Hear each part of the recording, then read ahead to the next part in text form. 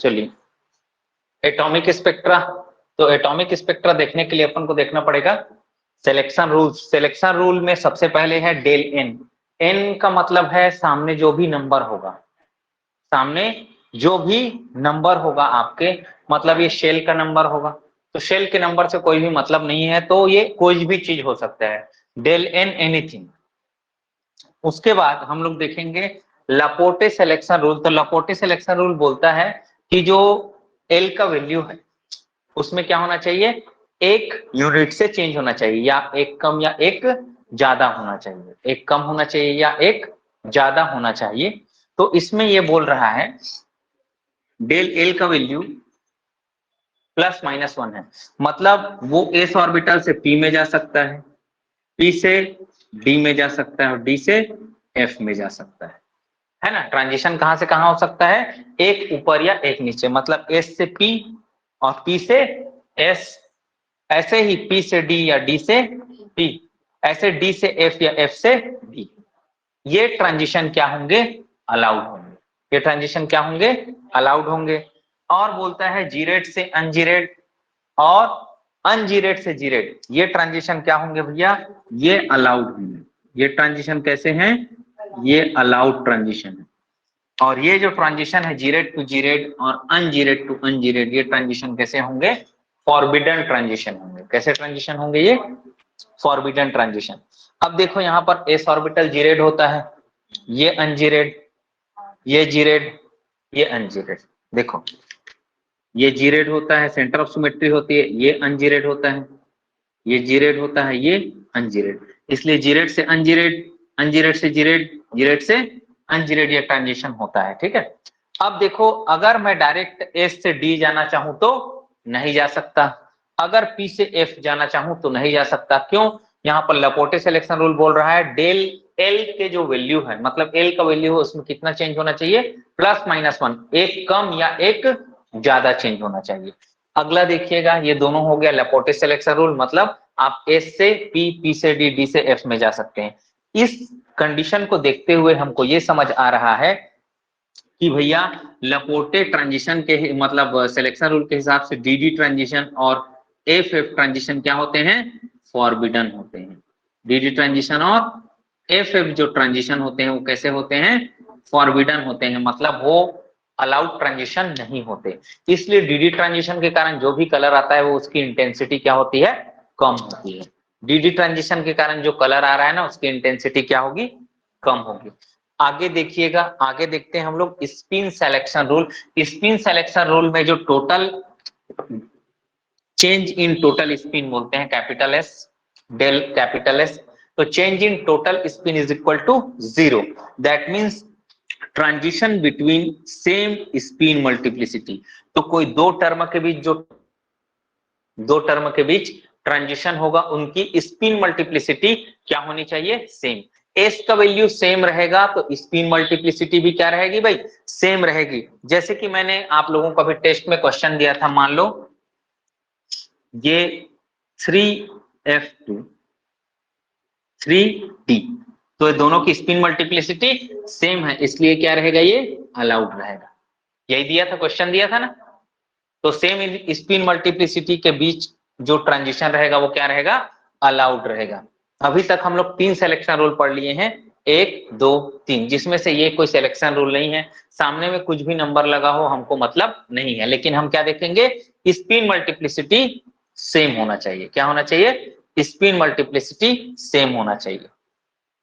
मतलब सिंगलेट से singlet, doublet से डबलेट, ट्रिपलेट से ट्रिपलेट, क्वार्टेट से क्वार्टेट, ऐसे ट्रांजिशन क्या होने चाहिए, अलाउड होने चाहिए। जहां पर स्पिन मल्टीप्लिसिटी चेंज होती हुई दिखती है अपन को क्या करना है, उसको, उस ट्रांजिशन को फॉरबिडन कर देना है। ये मिटा दें इधर का, हाँ। चलो अगला हमको देखना है क्या चीज है वो चेंज। अगला सिलेक्शन रूल जो है चौथा, तो चौथा सिलेक्शन रूल जो है डेल जे के वैल्यू में कितना चेंज होना चाहिए, डेल जे के वैल्यू में जो चेंज है वो होना चाहिए 0 और प्लस माइनस 1, या तो 0 का चेंज हो या प्लस माइनस 1। और एक और होता है value del M J. Del M J में भी 0 प्लस माइनस 1। अब बोलोगे डेल एम जे क्या है, तो डेल एम जे ना जो जे का वैल्यू आएगा, जे का वैल्यू तो जीमान स्प्लिटिंग होगा, जे का वैल्यू आएगा तो क्या होगा, जीमान स्प्लिटिंग। तो जीमान स्प्लिटिंग के बाद जो टर्म्स आते हैं, जैसे कि मैं उदाहरण के लिए यहां पे बता दूं, जैसे मान लो आ गया आपका 2p1 आ गया। अब ये कौन सी वैल्यू है, जे की वैल्यू है, आगे मैं पढ़ाने वाला हूं इसी को। तो ये क्या है, जे की वैल्यू, यही जे की वैल्यू आगे चल के 2j+1 में टूटेगा। तो 2 × 1+1 कितने लाइन में टूट जाएगा, ये 3 लाइन में। क्यों टूट रहा है, क्योंकि हम लोग मैग्नेटिक फील्ड लगाए हैं। Splitting of spectral line in the presence of external magnetic field is called Zeeman effect. तो जीमान इफेक्ट के कारण जो लाइन है वो 3 लाइंस में टूट जाएंगी।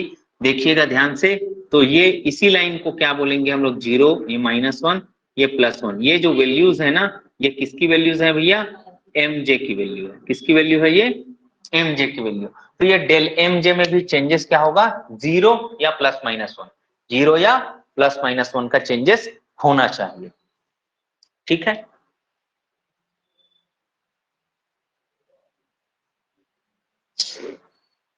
आगे देखेंगे symmetry selection rule. Symmetry selection rule 6 number.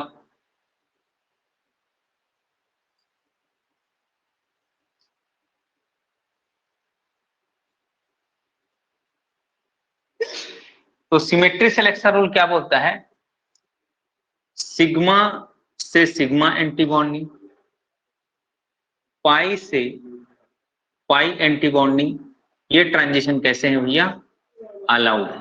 ये ट्रांजिशन कैसे है, अलाउड है। बाकी सारे ट्रांजिशन जैसे कि नॉन बॉन्डिंग से पाई एंटीबॉन्डिंग, नॉन बॉन्डिंग से सिग्मा एंटीबॉन्डिंग, पाई बॉन्डिंग से सिग्मा एंटीबॉन्डिंग, ये सारे ट्रांजिशन कैसे हैं, फॉरबिडन है।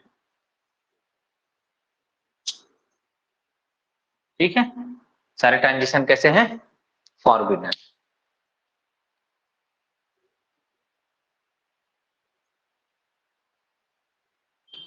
लिख लिए इधर, चलिए अब देखो, सबको एक जगह मैं लिख देता हूं, उसके बाद हम लोग क्वेश्चन सॉल्व करते हैं।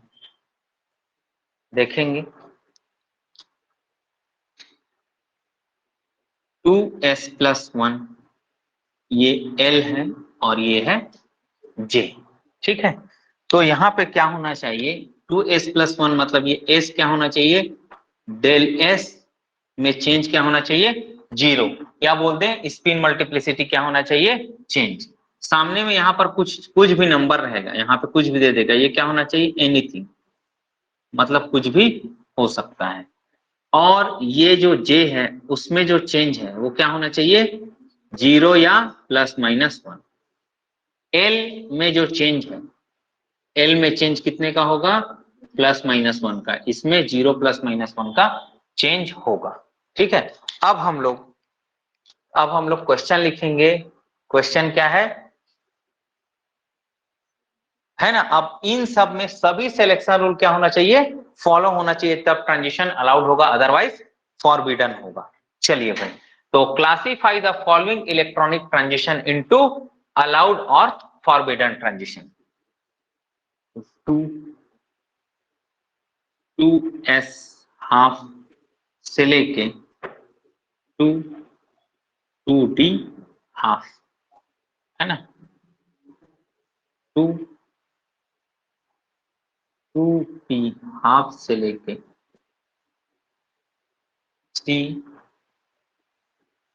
2s½ तक। चलो दोनों को देख लेते हैं पहले, इसका नंबर दे दो, मतलब ये ए है या बी है बोले। अब कैसे चेक करेंगे, ये कुछ भी हो हमको फर्क नहीं पड़ता है ना। अब देखो स्पिन मल्टीप्लिसिटी इसमें भी 2 है, इसमें भी 2 है। ठीक, अब एस से डी जा सकते हैं क्या, एस टर्म से डी डायरेक्ट जा सकते हैं क्या, एस से कहां जा सकते हैं, पी जा सकते हैं, पी से कहां जा सकते हैं, डी, या पी से एस आ सकते हैं। एस से डायरेक्ट डी जा पाएंगे क्या? नहीं जा पाएंगे। तो ये ट्रांजिशन कैसा हो जाएगा? फॉरबिडन, है ना। अब देखिए ध्यान से, स्पिन मल्टीप्लिसिटी यहां 2 है, यहां भी 2 है। पी से एस जा सकते हैं या एस से पी जा सकते हैं? हाँ बिल्कुल जा सकते हैं। अब जे की वैल्यू यहां भी हाफ है, यहां भी हाफ है, दोनों में चेंज क्या हुआ? 0। तो ये ट्रांजिशन क्या हो जाएगा? अलाउड हो जाएगा। ये ट्रांजिशन क्या हो जाएगा जी? अलाउड हो जाएगा। ट्रांजिशन कैसे है? Allowed transition. जो भी सिलेक्शन रूल है उसको फॉलो ये कर रहा है। ये 4-4 नंबर में आए हुए हैं भाई। आप लोगों को मैंने एक क्वेश्चन दिया था ना अभी, उसमें था ना एक क्वेश्चन ऐसे, बिल्कुल। चलिए और देखते हैं।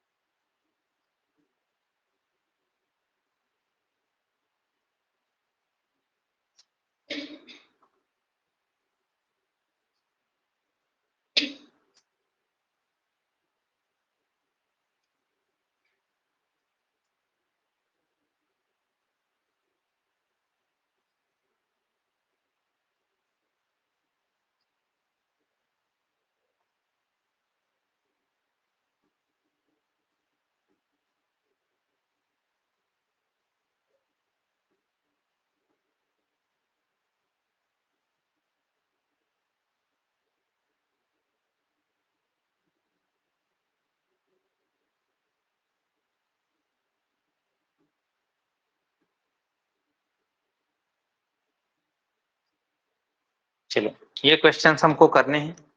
तो यहाँ पे देखेंगे स्पिन मल्टीप्लिसिटी सेम, डी से एफ या एफ से डी जाया जा सकता है।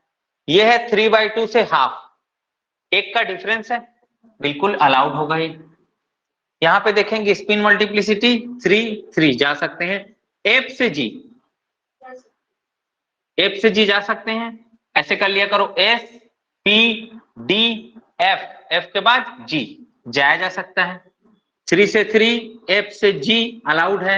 लेकिन जे का वैल्यू देखेंगे, यहाँ क्या है भाई? 4 है, और यहाँ क्या है? 7/2।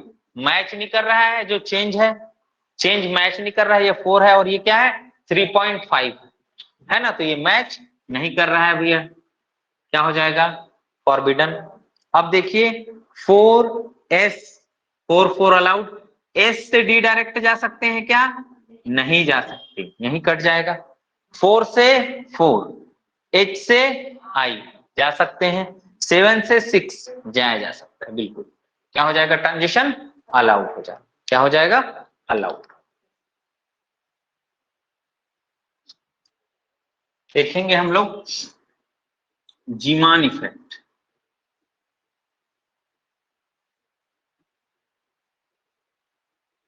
जीमान इफेक्ट क्या है, भी बताया था मैंने आप लोगों को। Splitting of spectral line in the presence of external magnetic field is called Zeeman effect. जो भी जे का वैल्यू होगा, जो भी जे का वैल्यू होगा वो किस में टूट जाएगा?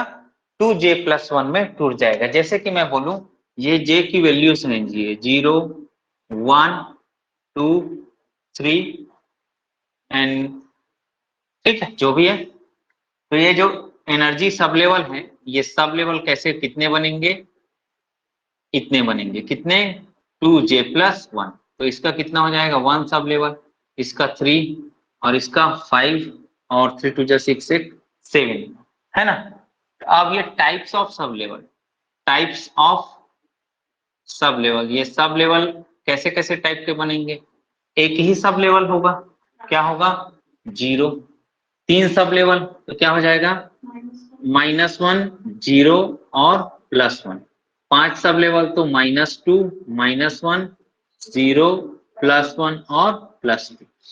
ये 7 सब लेवल -3 -2 -1 0 +1 +2 और +3, ये सब लेवल्स इसके हो जाएंगे। अगर जे की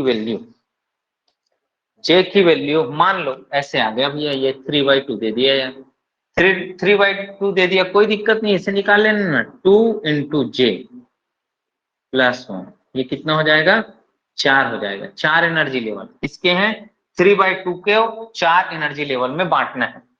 तो हम कैसे करेंगे, देखो जहां जहां से है वहीं से चालू किया करो, -3/2 माइनस हाफ और +3/2, ऐसे हो गया। अब देखो 5/2 है ना, क्या है, 5/2 × 2 × 5/2 +1, क्या हो जाएगा जी, 6 एनर्जी लेवल में इसको बांटना है। तो कहां से चालू करोगे, फिर इसी के माइनस से चालू करना, -5/2 -3/2 -हाफ, फिर सब में एक का डिफरेंस होना चाहिए, -हाफ और ये +हाफ, 3/2 और 5/2, है ना। तो ये हो जाएगा इसके एनर्जी लेवल्स। ऐसे हम लोगों को क्या करना है, बांटना है, ठीक है। अब ये जो वैल्यूज है ना, यही जो वैल्यूज है इसी को मैं क्या बोलता था, mg, क्या बोला था इसी को, mg। तो ये mj भी हम लोग जब भी स्पेक्ट्रल लाइन कैलकुलेट करेंगे तो del mj is equal to क्या होता है, +-1। सिलेक्शन रूल में क्या लेंगे इसका, del mj is equal to +-1। जैसे j का होता है वैसे ही mj भी सिलेक्शन रूल फॉलो करता है। चलिए जी, अब हम लोग नंबर ऑफ लाइंस कैलकुलेट करेंगे गिवन इलेक्ट्रॉनिक ट्रांजिशन में। देखिए सबसे पहले आप ना, कैसे नंबर ऑफ स्पेक्ट्रल लाइन पूछेगा वो, तो आपको सबसे पहले आपको ट्रांजिशन मेन टर्म में हो रहा है कि नहीं ये पहले देख लेना भाई। पहले डेल mj का सिलेक्शन रूल लगा के भगाभग लाइन गिनने नहीं लग जाना है, पहले ये ट्रांजिशन देखेंगे, 1 से 1 अलाउड है, B से D अलाउड है, 1 से 2 अलाउड है, तीनों सिलेक्शन रूल फॉलो हो रहे हैं। मतलब जो मेन ट्रांजिशन है हमारा कहां से कहां, ये स्पेक्ट्रल लाइन हमको कितना मिलना चाहिए, एक ही तो मिलना चाहिए ना यार। यहां से यहां ट्रांजिशन होगा, कितना स्पेक्ट्रल लाइन मिलेगा, एक। अब वही स्पेक्ट्रल लाइन जब हम लोग क्या अप्लाई कर रहे हैं, मैग्नेटिक फील्ड अप्लाई कर रहे हैं। यहाँ पे क्या अप्लाई कर रहे हैं हम लोग अप्लाई कर रहे हैं भैया H0, यहाँ पर मैग्नेटिक फील्ड अप्लाई कर रहे हैं, तभी ये स्पेक्ट्रल लाइन और बाकी लाइंस में क्या करेगा, टूटेगा। चलिए देखते हैं, लाइंस अब गिनना है हमको, लाइंस हमको गिनना है। अब ये एमजे लेवल है, ये भी एमजे लेवल है। अब इन दोनों के बीच ट्रांजिशन होगा, इसका सब एनर्जी लेवल और इसके सब एनर्जी लेवल के बीच अब ट्रांजिशन होगा इलेक्ट्रॉन्स का। देखिएगा ध्यान से गिनते हैं, 0 से 0 अलाउड, 0 से +1 अलाउड, 0 से -1 अलाउड, एक ही चेंज हो रहा है। 0 से 2 जा सकता है क्या, नहीं। तो 0 मेरे को कितना लाइन दे रहा है, 3, है ना। चलो अब +1 वाले से देखते हैं, 0 से 0 0 से -1 0 से +1, सभी में जो ट्रांजिशन में चेंजेस है वो एक ही यूनिट का आ रहा है, मतलब ट्रांजिशन अलाउड है। देखिएगा 1 से 1 अलाउड है, 1 से 2 अलाउड है, 1 से 0 ये भी अलाउड है। लेकिन क्या +1 से -1 जा सकते हैं क्या, नहीं जा सकते, क्योंकि देखो +1 से 0 0 से -1 कितने का डिफरेंस है, 2 का, हमको कितने का चाहिए, 1 का डिफरेंस चाहिए। तो ये 3 लाइन इसके लिए। अब -1 से -1, -1 से -2, -1 से 0, 3 लाइन इसके लिए भी मिलेगा। टोटल कितने लाइन हो जाएंगे भाई, 9 स्पेक्ट्रल लाइंस इसके लिए हमको मिलेंगे। तो यही पूछा जाता है कि इसके स्पेक्ट्रल लाइंस में, इसके स्पेक्ट्रल लाइंस में मतलब स्पेक्ट्रल लाइंस इसके कितने होंगे। तो आप जब भी जे की वैल्यू ये देख लें, सबसे पहले ये ट्रांजिशन देखिएगा, मैच करिएगा, उसके बाद हमको डेल mj वाला सिलेक्शन रूल लगाना है। डेल mj वाला सिलेक्शन रूल क्या होता है, मैं 2-3 बार लिख चुका हूँ, 0 +-1, क्या होता है डेल mj वाला सिलेक्शन रूल, 0 +-1। तो 9 स्पेक्ट्रल लाइंस हमको मिलेंगे। तो सबसे नीचे एनर्जी लेवल बना लेते हैं किसका, 2s हाफ। 2s हाफ कितने में टूटेगा, 2 इंटू हाफ प्लस 1 कितना हो जाएगा जी 2। तो ये 2 में टूटेगा तो इसको कैसे तोड़ेंगे, ये माइनस हाफ और प्लस हाफ है ना। फिर क्या है 2p, 2p हाफ एक एनर्जी लेवल होगा, ये भी कितने में टूट जाएगा, माइनस हाफ और प्लस हाफ। एक और एनर्जी लेवल क्या है 2p 3/2, ये कितने में टूटेगा, 4 में टूटेगा ना जी। ये minus half minus 3/2 plus half और प्लस 3/2। चलो अब देखो पहले ये ट्रांजिशन चेक करना, इधर से 2 से 2 अलाउड, s से p अलाउड, s से हाफ से half allowed, 2p 2s allowed, half से 3/2 अलाउड। तो ये हमारे को मेन ट्रांजिशन कितने मिलेंगे, यहां से यहां एक और यहां से यहां 2 ट्रांजिशन हमारे क्या है, मेन ट्रांजिशन है।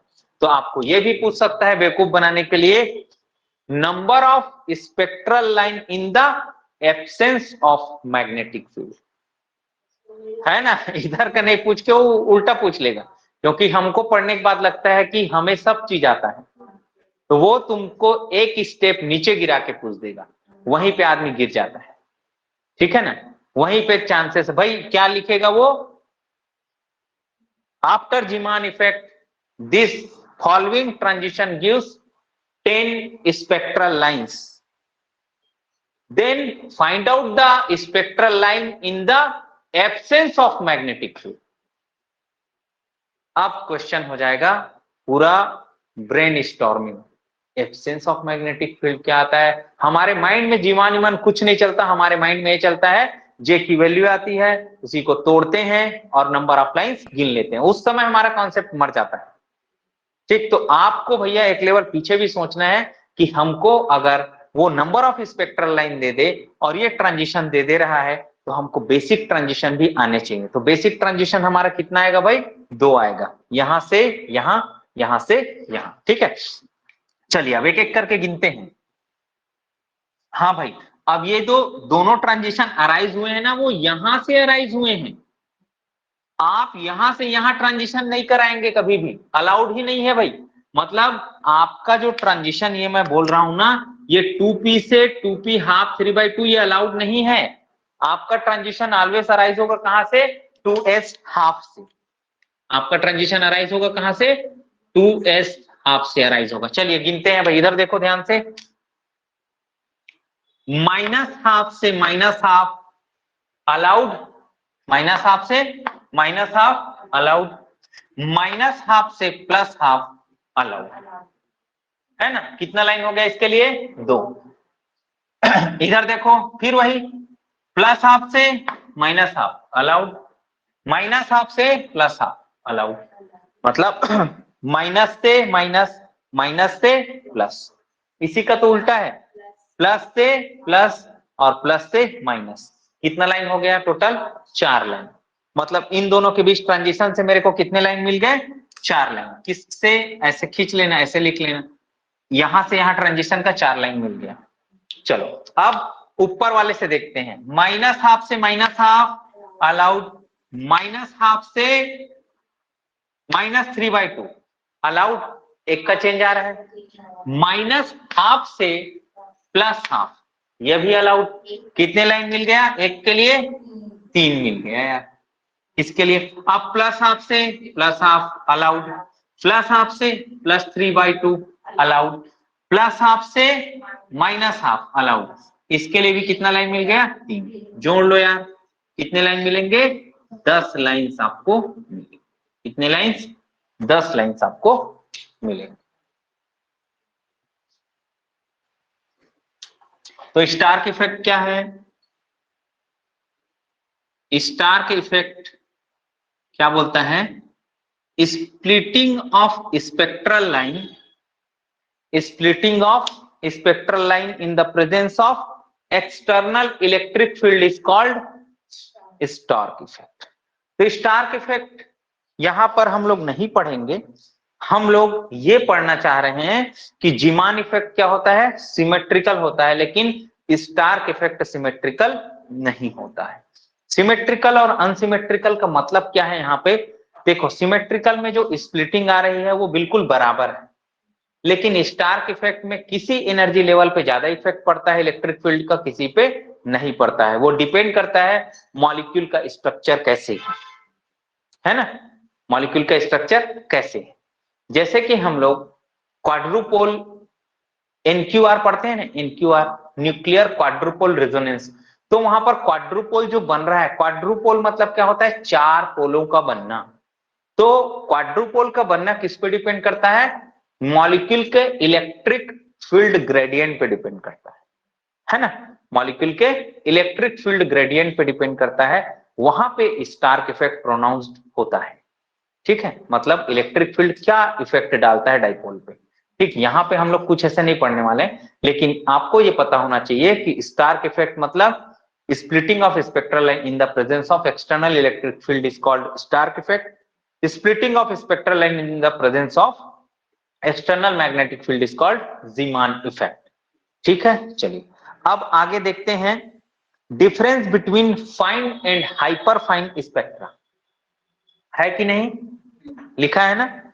तो fine spectra is arises because of interaction between electron spin and orbital spin. Fine जो स्पेक्ट्रा आता है वो किससे आता है, एलएस कपलिंग से आता है। मतलब स्पिन मोशन जब ऑर्बिट मोशन से कपल हो जाता है तब क्या आता है, हमारा फाइन स्पेक्ट्रा आता है। लेकिन हाइपर फाइन स्पेक्ट्रा कब आता है, जब इलेक्ट्रॉन स्पिन किससे कपल्ड हो जाता है या इंटरैक्ट करता है, न्यूक्लियर स्पिन। यही हाइपर फाइन लाइंस को हम लोग किसमें पढ़ेंगे, ईएसआर स्पेक्ट्रोस्कोपी में पढ़ेंगे। कहां पढ़ेंगे, ईएसआर स्पेक्ट्रोस्कोपी। मॉलिक्यूलर स्पेक्ट्रोस्कोपी में आप लोगों ने इन चीजों को पढ़ा भी होगा, पढ़े हैं मॉलिक्यूलर में ईएसआर को। फाइन लाइंस किसको बोलते हैं और हाइपर फाइन लाइन किसको बोलते हैं, है ना। तो एलएस कपलिंग से जो लाइन आएगा या नंबर ऑफ अनपेयर्ड इलेक्ट्रॉन जितना होगा उतना ही क्या मिलता है, फाइन लाइंस मिलता है। और हाइपर फाइन लाइंस निकालने के लिए हमको क्या लगाना पड़ता है, 2ni+1 का एक रूल लगाना पड़ता है, जहां पर n अनपेयर्ड इलेक्ट्रॉन होता है और i क्या होता है, न्यूक्लियर मैग्नेटिक क्वांटम नंबर होता है। ठीक है, तो वहां पे जाने से हमको क्या मिलता है, हाइपर फाइन लाइंस हमको मिलता है। तो हाइपर फाइन लाइंस को हम लोग देखेंगे ईएसआर स्पेक्ट्रोस्कोपी में। चलिए अब आगे आते हैं electronic spectra of complexes, Beer Lambert's law है यही, बियर लैम्बर्ट्स लॉ। तो बियर लैम्बर्ट्स लॉ क्या बोलता है, जब भी कभी कोई भी मोनोक्रोमेटिक लाइट को कोई सॉल्यूशन से गुजारा जाता है, सॉल्यूशन से हम लोग पास करते हैं, तो उसकी इंटेंसिटी कुछ कम हो जाती है। उसकी इंटेंसिटी क्या हो जाती है, कुछ कम हो जाती है ना। अब उसी इंटेंसिटी को मेजर करने का एक तरीका है क्या, बियर लैम्बर्ट्स लॉ। तो बियर लैम्बर्ट्स लॉ या लैम्बर्ट बियर्स लॉ के हिसाब से एक क्वांटिटी जिसको हम लोग क्या बोलते हैं, absorbance is equal to log I0/I_T। तो यहां पर ए क्या है, एब्जॉर्बेंस है, I0 क्या है, intensity of incident radiation. Incident radiation कहने का मतलब क्या समझते हैं आप लोग, इंसिडेंट मतलब जो तुरंत वहीं पे डाल रहे हैं। ट्रांसमिटेड रेडिएशन, इसका intensity of transmitted radiation. Transmitted मतलब जो सॉल्यूशन से पास होके निकला है, रिफ्लेक्ट होके नहीं, पास होके निकला है, रिफ्लेक्टेड अलग होता है, हम लोग पढ़ेंगे ट्रांसमिटेड। तो एब्जॉर्बेंस जो है पाथ लेंथ के और कॉन्सेंट्रेशन के, एब्जॉर्बेंस जो क्यूवेट होगा या ट्यूब होगा, है ना, उसके क्यूवेट ही तो यूज होता है किसमें, लैम्बर्ट बियर लॉ, मतलब यूवी विजिबल हम लोग पढ़ने जा रहे हैं, यूवी विजिबल का प्रिंसिपल है यही। तो यहां पर पाथ लेंथ और कॉन्सेंट्रेशन के डायरेक्टली प्रोपोर्शनल होगा, तो हम ऐसे लिख सकते हैं directly proportional to L and C. अब हम कांस्टेंट ऑफ प्रोपोर्शनलिटी लगाएंगे तो क्या हो जाएगा, epsilon C L, epsilon C L, जहां पर ए फॉर एब्जॉर्बेंस और ये जो मोलर एक्सटिंक्शन कोएफिशिएंट है ना, एप्सिलॉन बोलते हैं इसको, मोलर एक्सटिंक्शन कोएफिशिएंट, और ये है कॉन्सेंट्रेशन मोल पर लीटर में, और ये पाथ लेंथ है सेंटीमीटर में। अब इसका यूनिट निकालना है जी हमको, तो एप्सिलॉन इज इक्वल टू क्या हो जाएगा, ए अपॉन सी एल। अब एप्सिलॉन का ए का यूनिट जो है 0 है ना, कॉन्सेंट्रेशन क्या हो जाएगा, मोल पर लीटर, और इसका सेंटीमीटर यूनिट हो जाएगा, ऊपर जाएगा दोनों क्वांटिटी, क्या हो जाएगा, लीटर पर मोल पर सेंटीमीटर, लीटर पर मोल पर सेंटीमीटर, ये हो जाएगा। ठीक, अब क्या करते हैं, अगर कॉन्सेंट्रेशन को 1 मोलर, कॉन्सेंट्रेशन को 1 मोल पर लीटर और पाथ लेंथ को 1 सेंटीमीटर ले लिया जाए, तो एप्सिलॉन और एब्जॉर्बेंस क्या हो जाएगा, बराबर हो जाएगा, एप्सिलॉन और एब्जॉर्बेंस बराबर हो जाएगा। तो एप्सिलॉन निकालने का तरीका क्या है भाई, किसी कंपाउंड का एप्सिलॉन हम कैसे निकालेंगे, कैसे निकालेंगे, उसका 1 मोलर सॉल्यूशन लेंगे और जो पाथ लेंथ है वो तो 1 सेंटीमीटर रहता ही है, तो 1 मोलर सॉल्यूशन का जो एब्जॉर्बेंस आएगा वही क्या होगा, मोलर एक्सटिंक्शन कोफिशिएंट होगा, क्या होगा, मोलर एक्सटिंक्शन कोफिशिएंट होगा लीटर पर मोल पर सेंटीमीटर। ठीक है, लिखते हैं। तो हमारे पास फॉर्मूला ट्रांसमिटेंस, ट्रांसमिटेंस को हम बोल सकते हैं कितनी इंटेंसिटी की लाइट हम दिए थे और कितना लाइट क्या हुआ, बाहर निकला, इसको बोल सकते हैं हम लोग ट्रांसमिटेंस। ये क्या है, ट्रांसमिटेंस, मतलब मान लो हमारा 50 नंबर का पेपर हो रहा है और हम लोग 40 नंबर पा रहे हैं, तो हमारा परसेंटेज क्या हो जाएगा, 80%। ऐसे ही परसेंटेज ट्रांसमिटेंस, बस उसको 100 से मल्टीप्लाई कर देंगे, कितना इंटेंसिटी ट्रांसमिटेड रेडिएशन का है और कितना इंसिडेंट हम लोग दिए थे, इसको बोल देंगे हम लोग क्या, परसेंटेज ट्रांसमिटेंस। क्या बोलेंगे, परसेंटेज ट्रांसमिटेंस। अब 1 बाई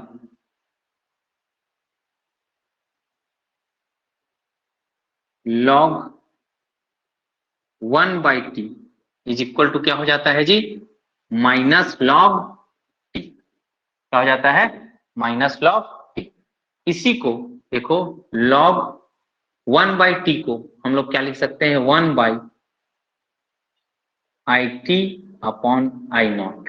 ठीक है, अब इसको देखो ध्यान से, आगे मैं कर रहा हूं दोनों तरफ, दोनों तरफ मतलब ऊपर और नीचे 100 का मल्टीप्लाई कर देते हैं, इसका 100 का, log 100 हो जाएगा upon I T I naught into 100, ये भी हो जाएगा ऐसे।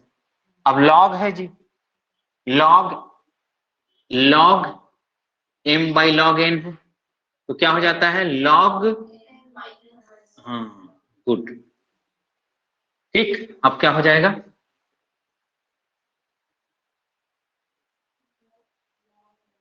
log 100 माइनस log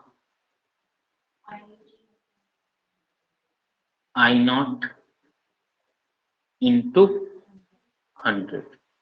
चलिए, इसको मैं log 10 to the power 2 minus log percentage of T लिख सकता हूं क्या, लिख सकता हूं, ये देखो एक और फॉर्मूला आ जाएगा, log m to the power n is equal to क्या हो जाता है n log m। ठीक, इतने बेसिक्स आने चाहिए। 2 log 10 minus log percentage of t। ठीक है, ये क्या है भाई, ये जो क्वांटिटी हम लोग लिख रहे हैं वो एब्जॉर्बेंस है। Absorbance is equal to log 1/t, मतलब माइनस log t, और t का वैल्यू यहां से रखे हम लोग। ठीक है, दोनों तरफ 100 को मल्टीप्लाई किए तो ये हमारा फॉर्मूला एक और आ गया। अब हमारे पास क्या क्या आ गया है। अब log 10 की वैल्यू क्या होती है भाई 1, है ना, तो हम इसको ऐसे लिख सकते हैं ना 2 minus log percentage of t। तो एब्जॉर्बेंस का कितना फॉर्मूला आ गया हमारे पास, ये है, ये है, और क्या है भैया ECL, और क्या है log I nought by I T. Absorbance transmittance का उल्टा होगा ना, ठीक है, और दो फॉर्मूले और हैं। तो ये किसी भी फॉर्मूले को हम लोग यूज कहीं पे भी किया जा सकता है, ये बात याद रखिएगा। ये वाला, ये वाला, ये वाला, ये वाला, 4 फॉर्मूले हम लोग पढ़ लिए हैं। ठीक है,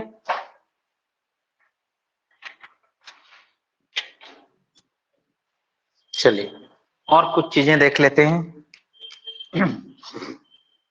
ट्रांसमिटेंस का मतलब होता है क्या, देखें हम लोग I T by I not.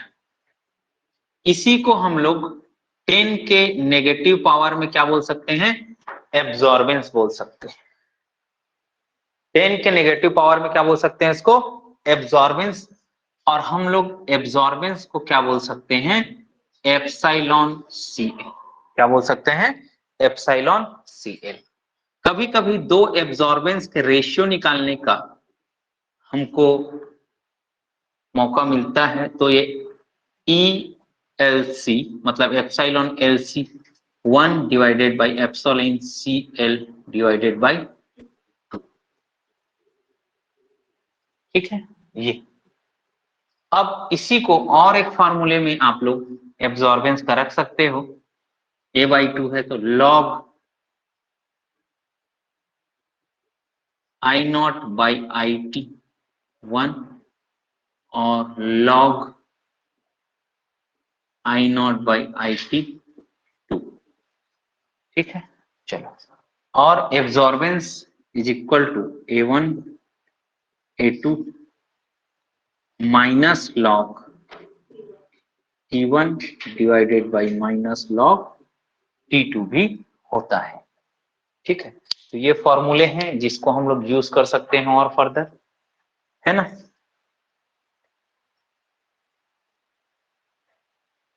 चलो आगे क्या बोलता है, molar extinction coefficient is the characteristic value for the given solute and depends upon the nature of the solvent, temperature and wavelength of radiation use.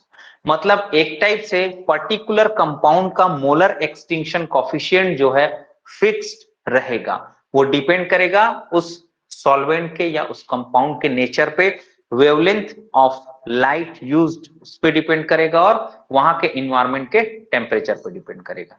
तो एक पर्टिकुलर प्रेशर टेम्परेचर या condition पे molar extinction coefficient क्या है, एक constant है, ऐसा बोला जा सकता है। क्या मतलब, पर्टिकुलर कंपाउंड के लिए अलग अलग आएगा है। उसी से हम लोग ये डिसाइड करते हैं कि ट्रांजिशन किस प्रकार का है। मान लो मोलर एक्सटिंक्शन कोफिशिएंट की वैल्यू 10,000 लीटर पर मोल पर सेंटीमीटर आ रहा है, that means there is definitely charge transfer transition. अगर उसकी वैल्यू 0 से 50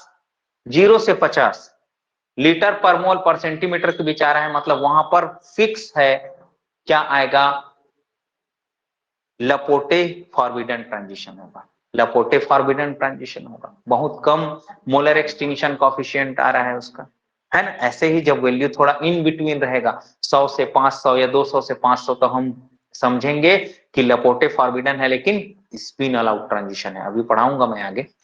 चलिए, it may be noted that absorbance is additive in nature.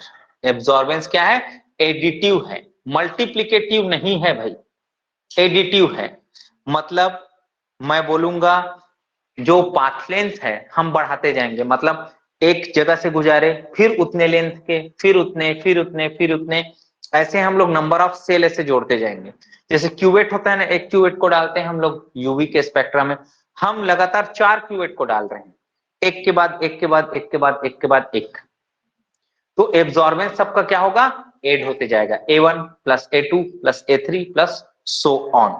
तो एब्जॉर्बेंस एडिटिव नेचर का होता है। चलिए आगे हम लोग क्वेश्चन सॉल्व करते हैं भैया। तो पहला क्वेश्चन है हमारा, what is the concentration of solution, what is the concentration of solution whose absorbance is whose absorbance is 0.21 when placed in a tube of 10 centimetre length. अब उसमें दे दिया है लैम्डा मैक्स, जिसका कोई यूज नहीं है, सिर्फ कंफ्यूज करने के लिए दिया है आपको। 245 नैनोमीटर और एप्सिलॉन मैक्स दिया है आपको, कितना दिया है? 31,500।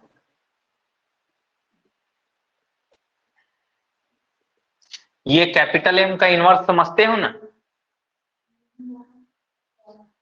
देखो मोल मतलब ये क्या होता है? मोल पर लीटर। एम इनवर्स कर दो, क्या हो जाएगा? लीटर। समझ गए ना? तो ये है, इसलिए इसको इतना बड़े क्वांटिटी ने लिख के कैपिटल एम इनवर्स लिख देता है। ठीक है, चलो आप सॉल्व करेंगे। Absorbance is equal to epsilon CL, concentration निकालना है। तो एब्जॉर्बेंस दिया हुआ है, देखो कॉन्सेंट्रेशन, तो A अपॉन एप्सिलॉन L, ये है 0.21 divided by epsilon 31,500 into length जो है 10 है। ठीक है, सॉल्व करोगे, इसको सॉल्व करोगे तो आ जाएगा 6.7 10 टू द पावर -8 मोल पर लीटर, है ना? तो एब्जॉर्ब, इसका यूनिट देखो भाई, ऐसा हम लोग कर सकते हैं। देखो कैसे कर सकते हैं, देखो इसका एब्जॉर्बेंस का कोई यूनिट नहीं है, लेकिन Emax का यूनिट है। Emax का यूनिट क्या था? पर मोलर इनटू पर सेंटीमीटर, ऐसे था। तो इसको जब हम लोग सॉल्व करेंगे पर मोलर, तो क्या है? लीटर पर मोल। अच्छा, इसका जरूरत नहीं पड़ेगा यार, ये पर मोलर है, पर सेंटीमीटर इनटू इसका यूनिट है सेंटीमीटर, तो पर सेंटीमीटर और सेंटीमीटर कैंसल आउट हो जाएगा, और ये ऊपर जाएगा, क्या हो जाएगा? मोल पर लीटर में कन्वर्ट हो जाएगा। ठीक है, मोल पर लीटर मैडम। अब दिया है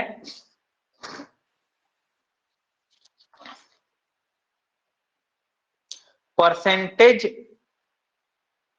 transmittance of a transition metal complex at 360 nanometer at 25 degree centigrade is 25% for a concentration, मतलब परसेंटेज क्या दिया है? ट्रांसमिटेंस 25% दिया है, और वो कॉन्सेंट्रेशन दिया है 6 into 10 to the power -4 mole, molar मतलब मोल पर लीटर, है ना? और पाथ लेंथ दिया है 1 सेंटीमीटर। इतना चीज दे दिया है, और क्या पूछ रहा है? Molar extinction coefficient. चलो तो निकाल लेते हैं यार। एब्जॉर्बेंस इज इक्वल टू होता है 2 minus log percentage of T. अब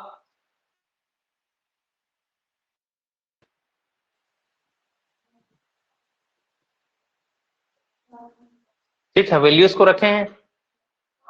कॉन्सेंट्रेट ट्रांसमिटेंस दिया था 25%, कॉन्सेंट्रेशन 6 इंटू 10⁻⁻⁴, ये इतना दिया था। हम लोगों के पास एब्जॉर्बेंस का फॉर्मूला था epsilon CL into 2 minus log percentage of T. यहाँ पे रखे।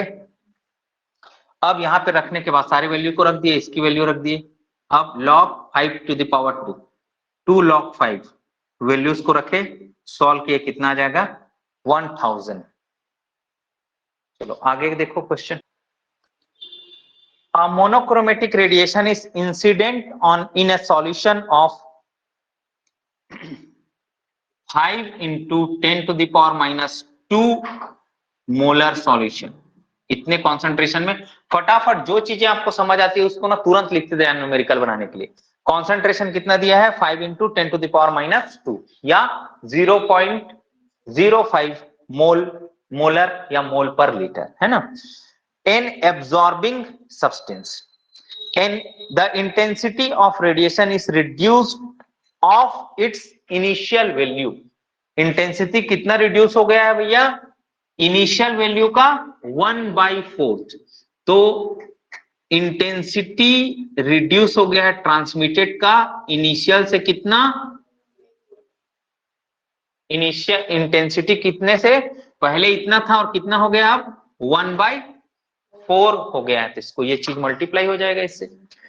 चलो अब आगे निकालना है अपन को क्या, 10 सेंटीमीटर लेंथ ऑफ सॉल्यूशन।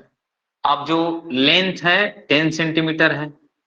अब मोलर एक्सटिंक्शन कोएफिशिएंट हमको चाहिए। अब हमारे पास ये ट्रांसमिटेड और इंसिडेंट वाला फैसिलिटी आ गया है। देखिए क्या करेंगे अपन, तो एब्जॉर्बेंस नहीं पता, लॉग I0/IT और ये हो जाएगा एप्सिलॉन CL लॉग I0/IT की वैल्यू रखेंगे, क्या हो जाएगा I0/4। ये I0 कट जाएगा और ये जब ऊपर जाएगा क्या हो जाएगा log 4। एप्सिलॉन निकालना है, कॉन्सेंट्रेशन है 5 इंटू 10⁻⁻² मोल पर लीटर इंटू क्या है ये सेंटीमीटर में है। और लॉग कितना भैया 4 को क्या लिख सकते हैं 2 log 2 लिखा जा सकता है। Epsilon is equal to 2 log 2 मतलब 0.3010 इंटू 2। अब ये हो जाएगा 5 इंटू 10⁻⁻² मोलर इंटू 10 सेंटीमीटर। ठीक है, सॉल्व किए, इसको करेंगे तो कितना आएगा 1.204 लीटर पर मोल पर सेंटीमीटर, या फिर इसी को क्या लिख देते हैं पर मोलर पर सेंटीमीटर, पर मोलर पर सेंटीमीटर, है ना। और लीटर का मतलब डेसीमीटर भी होता है। लीटर का मतलब क्या होता है डेसीमीटर भी होता है। तो डेसीमीटर पर मोल पर सेंटीमीटर भी कई बार लिखते हैं। आगे आइए, चलो। A substance when dissolved in water at 10⁻³ molar, कितने में घोला है 10⁻³ molar concentration, absorb 10% of incident light in a path of 1 centimetre. तो ये जो C1 वाला जो पार्ट है, मतलब ये इसको C1 बोल देते हैं। कितना है 10⁻, एक सॉल्यूशन है पहला जो 10⁻³ मोलर इसका कॉन्सेंट्रेशन है, और 10% इंसिडेंट लाइट को क्या कर रहा है वो एब्जॉर्ब कर रहा है। कितने परसेंट 10% इंसिडेंट लाइट को एब्जॉर्ब कर रहा है। तो 10% लाइट को एब्जॉर्ब कर रहा है ना।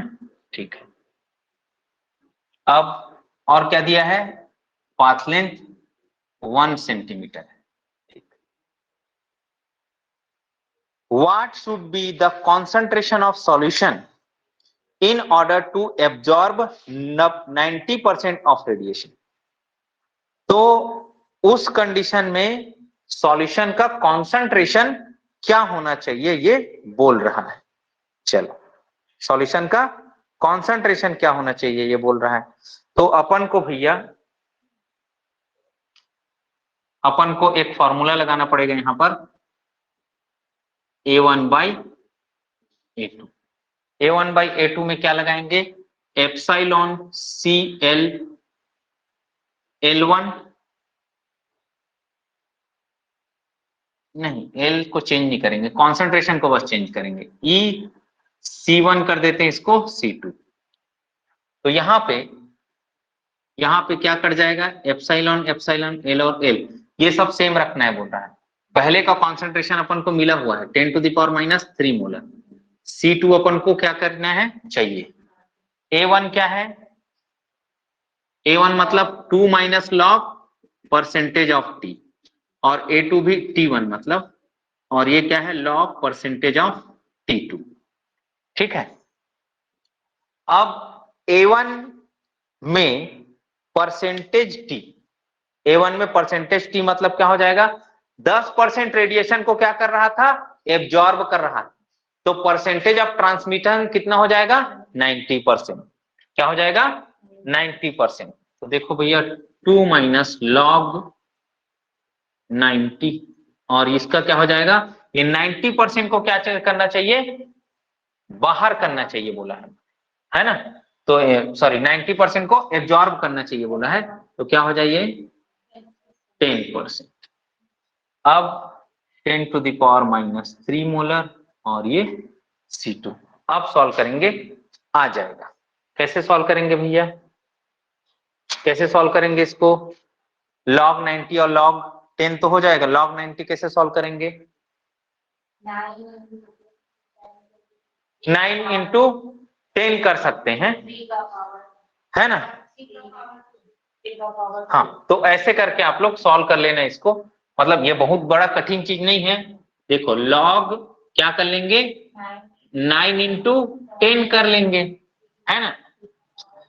अब इसको कर लेंगे क्या, log 3⁻² प्लस log 10 हो जाएगा, है ना। ये 2 - log 3 ऐसे हो जाएगा ये, और इसका वैल्यू 1 हो जाएगा। 1 मतलब नीचे का पार्ट खत्म, नीचे का पार्ट खत्म। तो ये आ जाएगा देखो 2 - 2 × log 3 की वैल्यू बोलो 0.4 log 0.4771 0.47 बस लोगे तो भी चलेगा। नीचे का वैल्यू खत्म हो गया, अभी कैसे खत्म हो गया, इसका वैल्यू होता है 1, 1 - 1 1, तो 10⁻³ मोलर, और ये C2 इधर जाएगा, ये क्या हो जाएगा 10⁻³ मोलर अपॉन 2 - 2 × 0.47। सॉल्व करोगे देखो कितना आएगा भैया, ये इतना आया है 2.1 × 10⁻² मोलर। ये आ गया है कॉन्सेंट्रेशन, इतना होना चाहिए इसका। Limitations of beer-Lambert law. तो क्या क्या लिमिटेशन दिया है, it is a limiting law, light used should be monochromatic, monochromatic light he use होता है, ये लिमिटेशन है। It is valid only for dilute solutions, एकदम ज्यादा कॉन्सेंट्रेटेड सॉल्यूशन पे बीयर-लैम्बर्ट्स लॉ काम नहीं करता है, डाइल्यूट सॉल्यूशन पे ये काम करता है। At higher concentration, the electrostatic interaction in between neighboring molecule cause the deviation from law। ज्यादा concentration करने से जो molecules में electrostatic force of attraction होता है, interaction होता है, वो क्या करते हैं, इस लॉ को क्या कर देते हैं, डेविएट करते हैं। इसलिए हम लोग क्या यूज करते हैं, डाइल्यूट सॉल्यूशन यूज करते हैं। Deviation also occurs when the molecules undergoes chemical changes. अब जब हम लोग मान लो कोई सॉल्यूशन ऐसा बना रहे हैं, अब उसको पानी में घोल रहे हैं आप, या कोई कोई भी सॉल्वेंट में घोल रहे हैं, अब उस सॉल्वेंट के साथ ही वो रिएक्शन कर दिया, तब क्या हो जाएगा, केमिकल चेंज वहां हो गया, तो फिर वेरिएशन क्या हो जाएगा भाई, लॉ वेरिएट करेगा, लॉ में वेरिएशन आ जाएगा, क्योंकि उसको सॉल्यूशन बनाने से केमिकल चेंज हो रहा है, केमिकल चेंज होगा तो जो कलर था, जो कॉन्सेंट्रेशन था, वो सारा चीज चेंज हो जाएगा, चेंज होने से ये लॉ भी डेविएट होगा। आगे है, the temperature of system should not allowed to very to a large extent.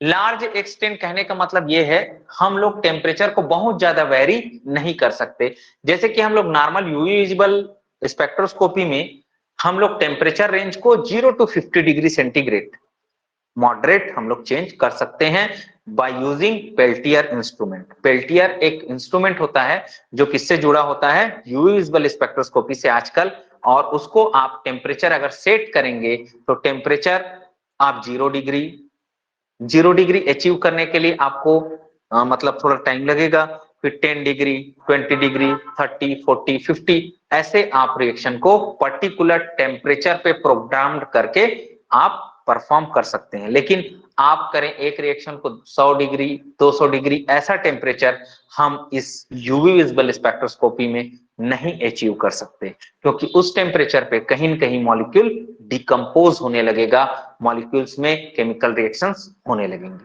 ठीक, तो बहुत ज्यादा वेरिएशन टेम्परेचर पे हम लोग नहीं कर सकते, अगर करेंगे तो ये लॉ हमको सपोर्ट नहीं करेगा। There should be no scattering of light. Scattering of light नहीं होना चाहिए, मतलब इसमें ये लाइट जो है रामन इफेक्ट नहीं देना चाहिए, है ना। यहाँ पर लाइट में फ्लोरोसेंस और फास्फोरेसेंस भी नहीं होना चाहिए। फ्लोरोसेंस और फास्फोरेसेंस कब होता है, जब मॉलिक्यूल, फ्लोरोसेंस तो लाइट एनर्जी एब्जॉर्ब करता है और इंस्टेंटेनियस वो क्या करता है, एनर्जी को मतलब रेडिएशन को एब्जॉर्ब करता है, इंस्टेंटेनियसली रेडिएशन को बाहर भी निकालता है, इस प्रोसेस को बोलते हैं फ्लोरोसेंस। फास्फोरेसेंस क्या होता है, लाइट को एब्जॉर्ब करता है और थोड़ी देर तक उसका जो फ्लोरोसेंस फिनोमिना है, मतलब फास्फोरेसेंस इज डिलेड फ्लोरोसेंस। अगर हम लाइट डाल रहे हैं और वो चमक रहा है, रेडिएशन सोर्स डाल रहे हैं और चमक रहा है तुरंत, तो क्या है, फ्लोरोसेंस है। अगर हम लाइट डाल के छोड़ दिए, उसके बाद थोड़ी देर बाद भी वो चमक रहा है, दैट मींस वो फास्फोरेसेंस है। तो फास्फोरेसेंस को हम लोग क्या बोलते हैं, डिलेड फ्लोरोसेंस। फास्फोरेसेंस को क्या बोलते हैं, डिलेड फ्लोरोसेंस। और फास्फोरेसेंस का ज्यादा देर तक रहना, उसके लाइफ टाइम का ज्यादा देर तक रहना क्यों होता है, क्योंकि फास्फोरेसेंस में जो ट्रांजिशन होता है ना जी, वो कहा क्या होता है, ट्रिपलेट स्टेट से सिंगलेट स्टेट। तो ये स्पिन फॉरबिडन ट्रांजिशन है। कैसा ट्रांजिशन है, स्पिन फॉरबिडन। तो इसके होने में क्या लगता है, टाइम लगता है ना। ट्रिपलेट से क्या होता है, सिंगलेट में वो उतरता है। ठीक है, चलिए आगे है, there should be no scattering of light. ये सारा चीज तो हो गया, पढ़ लिए। तो ये लिमिटेशंस थे किसके, लैम्बर्ट बियर्स लॉ के। फिर आप लोगों को मैंने लिमिटेशंस ऑफ सीएफटी भी बताया है ना, है क्या। तो लिमिटेशंस ऑफ सीएफटी भी डिस्कस कर लेते हैं भाई। लिमिटेशंस ऑफ सीएफटी क्या है, सीएफटी केवल डी ऑर्बिटल की स्प्लिटिंग के बारे में बात करता है, वो कभी भी एस और पी ऑर्बिटल के स्प्लिटिंग की बात नहीं करता। डी ऑर्बिटल के बारे में ही सीएफटी ने ज्यादा बात किया है, एस पी ऑर्बिटल के वो प्रेफरेंस नहीं देता है। According to CFT, according to CFT जो मेटल और लिगेंड के प्योरली आयनिक है, क्या है, प्योरली आयनिक है, और वो मेटल पॉइंट पॉजिटिव चार्ज है और लिगेंड क्या है, पॉइंट नेगेटिव चार्ज है। अब इस कंडीशन में हम लोग, अब इस कंडीशन में हम लोग मान लो निकिल कार्बोनाइल ले लें, क्या ले लें, निकिल कार्बोनाइल, जहां निकिल का ऑक्सीडेशन स्टेट क्या है भैया, 0 है। निकिल का ऑक्सीडेशन स्टेट क्या है, 0 है, और लिगेंड भी कैसा है, न्यूट्रल। अरे न्यूट्रल है तो ये कैसे पॉजिटिव चार्ज की तरह बिहेव करेगा, नहीं करेगा ना। और इसमें पोलरिटी मान लो आ जाएगी, तो ये चलो ये पॉइंट नेगेटिव की तरह बिहेव कर देगा, लेकिन ये भी न्यूट्रल है, ये भी न्यूट्रल है। यहाँ तो ऑक्सीडेशन स्टेट ही क्या है, जीरो है, तो कैसे ढंग के वो पॉइंट पॉजिटिव चार्ज की तरह बिहेव करेगा। तो यहां पर सीएफटी फेल होता है कि सीएफटी के हिसाब से भैया जो प्योर आयनिक बॉन्ड का जो कॉन्सेप्ट है वो गलत है। There should be coordinate bonding, there should be coordinate bonding, और पाई बॉन्डिंग की बात सीएफटी नहीं करता है। सीएफटी पाई बॉन्डिंग की बात किया क्या, नहीं करता है। तो पाई बॉन्डिंग जरूरी है, क्यों जरूरी है, extra stability of metal complexes. तो इन सबको एक्सप्लेन कौन करता है भाई, मॉलिक्यूलर ऑर्बिटल थ्योरी। ये कौन एक्सप्लेन करता है, मॉलिक्यूलर ऑर्बिटल थ्योरी। तो ये सीएफटी के लिमिटेशंस थे। एस ऑर्बिटल पी ऑर्बिटल की बात नहीं करता, पाई बॉन्डिंग की बात नहीं करता, और ये केवल आयनिक बॉन्डिंग की बात करता है, कोवेलेंट कोऑर्डिनेट बॉन्डिंग की बात ये नहीं करता है। और ये मेटल और लिगेंड को पॉइंट चार्जेस मानता है, जबकि ऐसा नहीं है। अगर मेटल जीरो ऑक्सीडेशन स्टेट में है तो वो किस ढंग से पॉइंट पॉजिटिव चार्ज की तरह बिहेव करेगा, ये समझ से बाहर है। ठीक है, तो ये हुआ सीएफटी के लिमिटेशंस।